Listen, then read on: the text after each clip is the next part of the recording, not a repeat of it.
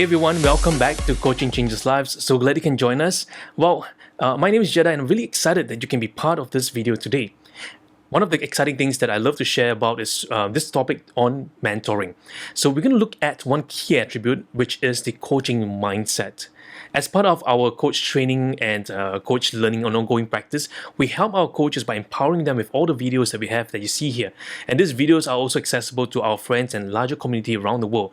So if you feel that these videos are helping you and really supporting you, give us a thumbs up, share this with your friends, and leave us a comment section below, and we really look forward to seeing you in one of our events.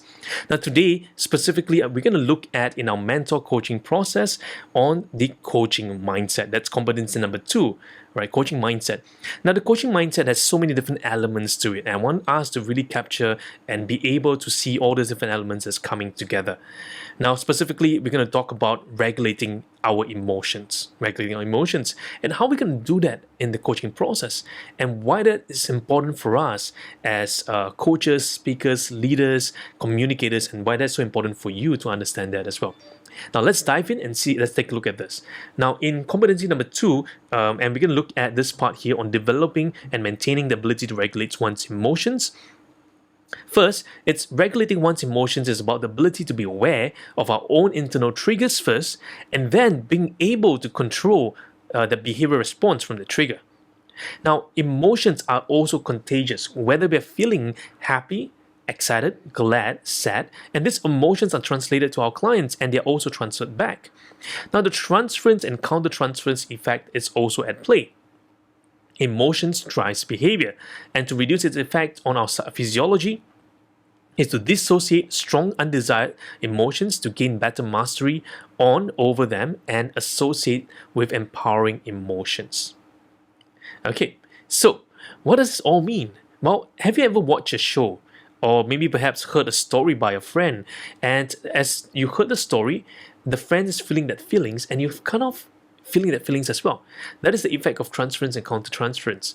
Now, the stronger that feelings, and sometimes it really triggers back memories of the past, it triggers our own memories and personal experience and our own emotions, and we are unaware that these emotions and feelings might affect our very behavioral response.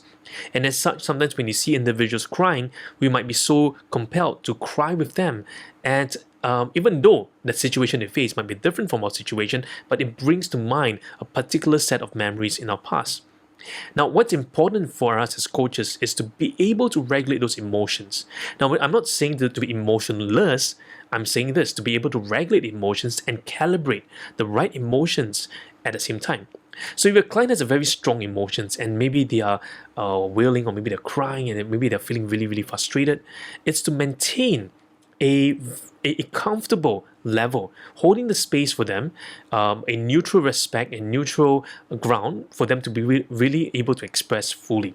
Now, we don't want to be in a position where we are going in all directions and we are just expressing every single thing out and we're not being able to understand what the client is really saying. We want to be in a position where we are mindful. We're honoring the client's emotions, but we're not being attached to those emotions. So the secret is really to be able to dissociate from those emotions and dissociate from the stronger emotions, and to really give space for the client to fully explore. Our respectful silence is going to be key. So the secret to regulating emotions is first to be aware of what are those emotional triggers that comes to our place, because sometimes we're not aware that this really triggers our emotions, our past memories. The first stage is to be aware of that, to separate yourself from that, and then to hold the space for the client, and also to always maintain a respectful silence. Now, the secret of being able to regulate your emotions and maintaining that, it's always to hold that space for the client. And what do we mean by holding the space? Well, when the client is demonstrating very strong emotions, one of the secrets is just to be there, be very neutral, hold the ground for them, and then just have a respectful silence for them to just express out. And after the emotion tapers down, and then proceed with the conversation. Now, sometimes as coaches, I see some overzealous coaches. They, when a client is crying, they also cry at them, they hug them, and then they cry even much more.